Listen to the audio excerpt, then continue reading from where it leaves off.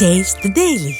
மடை பகுதிக்கும் தண்ணீர் வழங்க கோரி பகவதிபாளையம் பிரிவு பகுதியில் சாலை மறியலில் ஈடுபட்ட விவசாயிகளுக்கும் போலீசாருக்கும் இடையே தள்ளுமுள்ளு ஏற்பட்டது. அப்போது போராட்டத்தில் ஈடுபட்ட விவசாயிகளை போலீசார் கண்மூடித்தனமாக தாக்கியதில் 7 பேர் காயமடைந்தனர். அவர்களுக்கு காங்கேயம் அரசு மருத்துவமனையில் சிகிச்சை அளிக்கப்பட்டு வருகிறது. இதனிடையே விவசாயிகள் கொண்டு வந்த மாடுகள் முட்டியதில் 2 உதவி ஆய்வாளர்கள் உட்பட 6 பேர் காயமடைந்தனர்.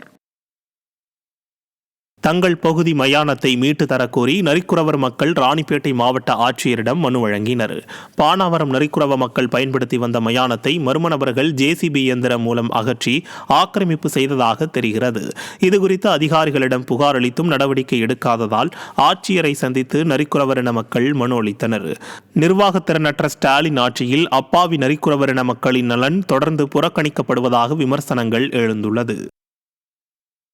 எந்த இடத்துல யாரோட சமாதி எங்க இருக்குன்னு கூட தெரியாம மண்ணோட மண் ஆயிடுச்சு. ஒரே பகலுக்கு கல்லால கட்ட சமாதி மாத்திரம்தான் இருக்கு.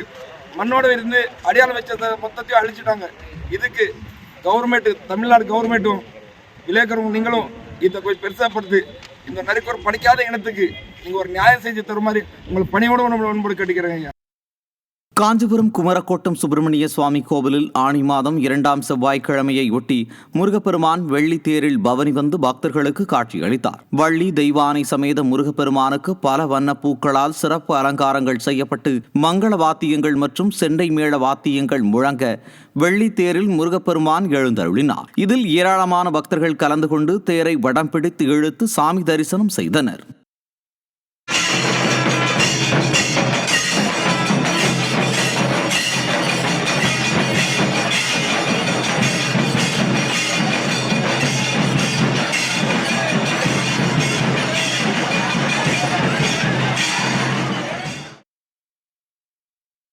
திருவள்ளூர் மாவட்டம் பொன்னேரி அருகே அரசு பள்ளியில் பாம்பு நுழைந்ததால் மாணவர்கள் அச்சமடைந்தனர். ஆரணி ஊராட்சி ஒன்றிய தொடக்கப்பள்ளி வளாகத்திலேயே அங்கன்வாடி மையமும் செயல்பட்டு வருகிறது.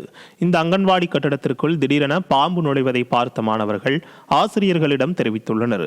இதனை அறிந்த பெற்றோர் பள்ளியில் குவிந்தனர். பள்ளிக்கு சுற்றுச்சுவர் இல்லாததாலும் புதர் மண்டி இருப்பதாலும் பாம்பு உள்ளிட்டவை வருவதாக குற்றம் சாட்டிய பெற்றோர் மாணவர்களின் உயிரோடு விளையாட வேண்டாம் என ஸ்டாலின் அரசின் பள்ளிக்கல்வித்துறைக்கு எச்சரிக்கை விடுத்தனர்.